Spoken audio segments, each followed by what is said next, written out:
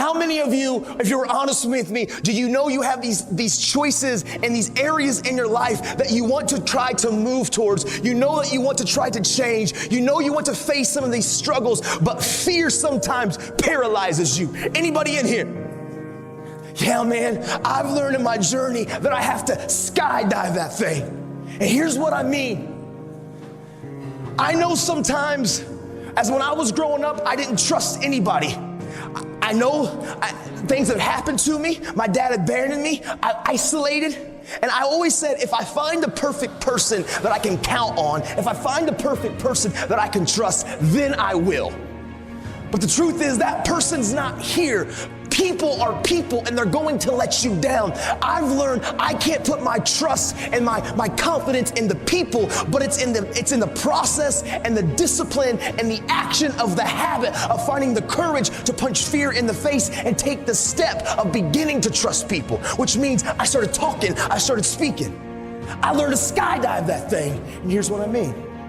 There's a lot of fears and insecurities all of us have. We all have insecurities. Like it, love it, or leave it. We all have things inside of us that we try to keep secure because we have shame or guilt or embarrassment, or we care what others think.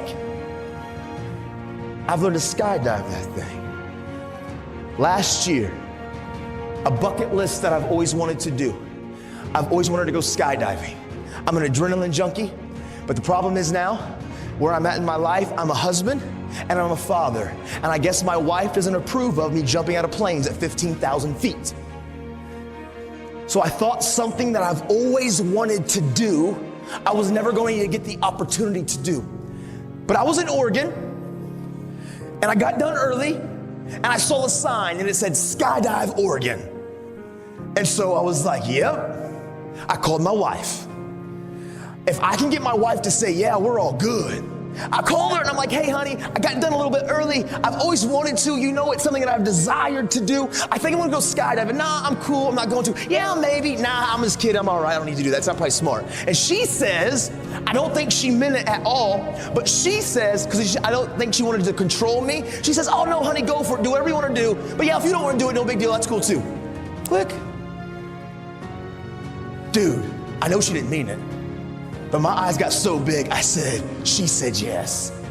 So 20 minutes later, I call her. I'm packed up, I got an instructor around me, I'm at Skydive Oregon, and I call her, her eyes get so big, I hung up. She ain't saying no. I'm all in.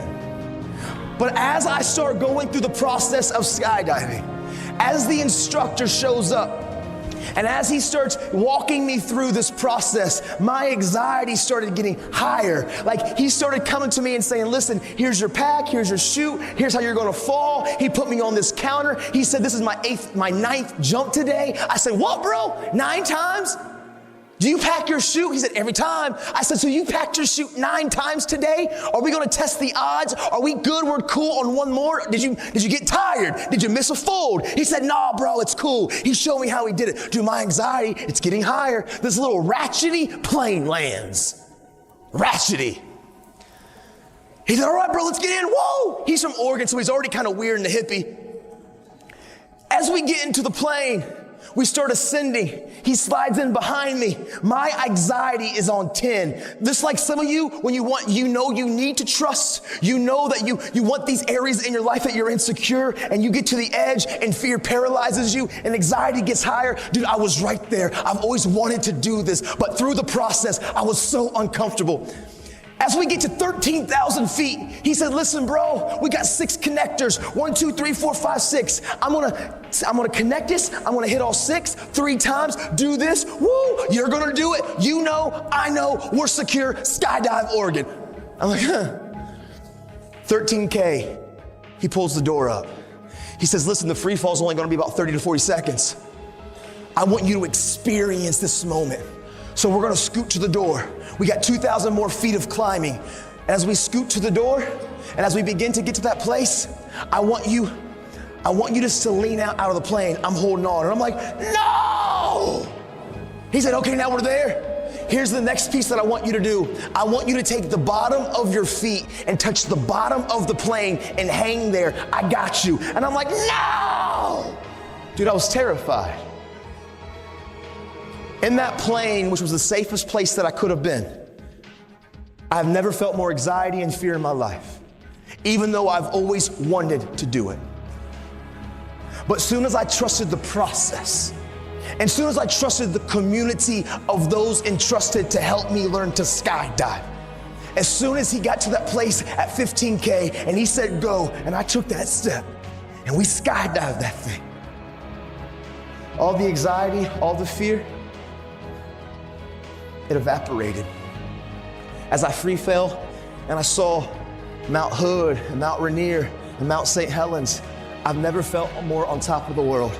There's a lot of you in here that you struggle with trust. Fear has paralyzed you. You know there's areas in your life that you want to change, you need to change, but man, you get to the very precipice at that door and you run back because it is uncomfortable, and I need you to know change is uncomfortable. I've learned to skydive that thing. Like grit and perseverance and tenacity and resolve. You see, because I know too well, life for many of us, man, there's challenges. I know many of us sitting in these seats, we have faced adversity and circumstances and storms that we didn't ask for. Sometimes it's like we're just a freshman and a sophomore, and we're trying to grow up in life and figure out, first off, who am I and what do I want to do with my life and what's my future hold, and we have all the pressure of just kind of growing up in the culture and trying to fit and find our space. And then we have things that happen to us that we didn't ask for, like serious, challenging issues of maybe abuse, mental, physical, emotional, maybe deaths in our family, maybe adversity that happens in our community, in our school. Like we've had real challenges and broken families, divorces, right? Like how many of you sitting in here, if you were honest with me, right? Like I know sometimes it's like this, like we as young people, we didn't ask for some adversity. We didn't ask for some challenges. And it's almost like somebody puts this plate of food right in front of you, right? And they're like, this is life. This is your plate of food. This is all that you get in life. Now deal with it.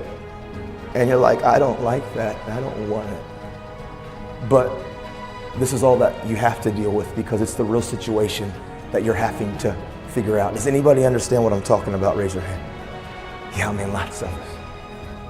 You see, the truth is, our challenge as young men and women, as we're growing up in life, is that we have to continue to develop the tools, and we have to continue to be able to develop the ability that when adversity and when challenges and objects and obstacles get in our way, that's called life, that we've got to be able to understand how to mature in a way that we don't overreact, that we don't act impulsive, that we don't make decisions that will forever impact our future. We don't make decisions that will forever set us back and put us back years behind because we were impulsive or we were erratical or irrational or we didn't understand how to properly process the emotion. Like we need to, as young people, make sure that as we're facing adversity and challenges, that we understand that it's okay to not be okay, that it's okay that we're going through some things, and that the truth is we're not alone, because many of us in here, even when I asked that question,